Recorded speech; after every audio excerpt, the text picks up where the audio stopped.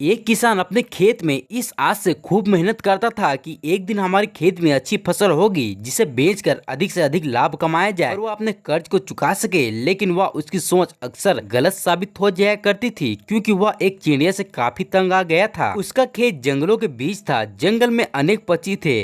किसान जैसे ही खेत में बीज बोकर पटाकर घर जाता था वैसे ही झुंड के सभी पक्षी उसके खेत में आकर बैठ जाते और मिट्टी कुरेद कुरेद कर बोए हुए बीज को खाने लगते। किसान पक्षी को उड़ाते उड़ाते थक गया था। उसके बोए हुए बहुत से बीज चिड़िया ने खा लिए थे। अब वह चिड़ियों से काफी परेशान हो चुका था। वह बार बार बीज बोता और हर बार पक्षी उसके बीज कुरेद कुरेद के खा जाते। उसे फिर से नए बीज बोने पड़ते। पक्षियों से परेशान होकर इस बार किसान ने शहर से एक बहुत बड़ा जाल ले आया। उसने पूरे खेत में जाल बिछा दिया। जाल बिछा कर घर चला गया।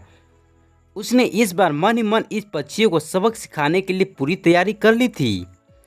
उसके घर जाते ही बहुत से पक्षी खेत में बीज चुगने के लिए आ गए और सभी पक्षी जाल में फंस गए। पक्षियों के साथ जाल में एक हंस भी फंस गया।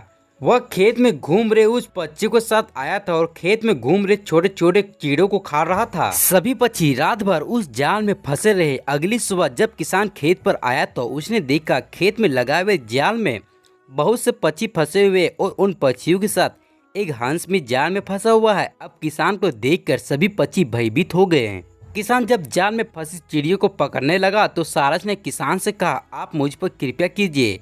मैंने आपकी कोई भी हानि नहीं की है। मैं ना तो कोई मुर्गी हो, ना ही बगुला और ना ही कोई बीज खाने वाली पक्षी। मैं तो एक सारस हूँ। मैं तो खेत में नुकसान पहुँचाने वाले कीड़े को खाता हूँ। कृपया कर मुझे छोड़ दे। किसान अपने खेत में होने वाले नुकसान से काफी क्रोध था। वह बोला, तुम कहते तो ठीक हो, लेकिन आज तुम भी इन बीज खाने वाले पक्षियों के साथ पकड़े गए हो जो मेरे खेत में बीज को खाया जाया करती थी। तुम भी इनके साथ आए हो तो तुम आए हुए इसके धन की भागीदारी हो। जैसे के साथ रहता है उसे वैसा ही समझा जाता है। बुरे लोगों के साथ रहने वाला बुरा ना करने पर भी उसे बुरा ही समझा जाता है और वह भी समान दंड का अधिकार होता है। इस प्रकार उपद्रवी चिड़ियों के साथ भर रहने मात्र से बेचारे हंस को भी बंधन में रहना पड़ा।